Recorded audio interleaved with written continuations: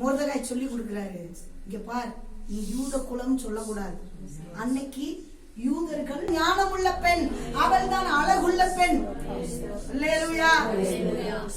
சும்மா சொல்லி வச்சிருக்காங்க. ஒரு நாளைக்கு அசும்படியாக அவருடைய பலத்த கைக்குள்ள அடங்கி இருக்க வேண்டும். நமக்கு தான் அடங்க முடியலையே. அல்லேலூயா. ஆண்டவர் ஆமான தூண்டி விடுறாரு. ஆமானுக்குள்ள கோபமும் மூர்க்கம் வருது. சில பேருக்குள்ள கோபம் மூர்க்கம் வருதா? அல்லேலூயான்ட்டு வந்துடணும்.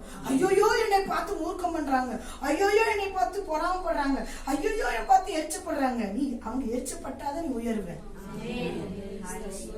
எதிரி இல்லைன்னா நீ உயரவே மாட்டியே. நான் ஒண்ணு சொல்ற, பிசாசு இல்லைன்னு நம்ம ஜெபிப்போமாங்க? ஜெபிப்போமா?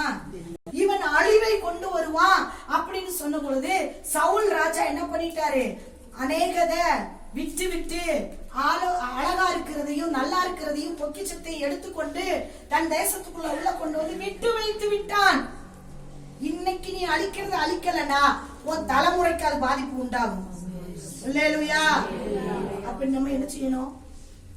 நம்ம அழிக்கிறது அழிக்கலன்னா அது நம்மள என்ன செய்யணும்? அழிக்க வகை தேடும். சில சொல்லுவாங்க, நான் பாவம் பார்த்து விட்டேன். இஸ்ரவேல் ஜனங்க விட்டதுனால சவுல் விட்டுட்டு போயிட்டாரு. அதனால ஆகான் வளர்ந்து வளர்ந்து வளர்ந்து அவன் கோத்திரம் வளர்ந்து வளர்ந்து இப்ப அதிலிருந்து வந்தவன் தான் இந்த ஆமான்.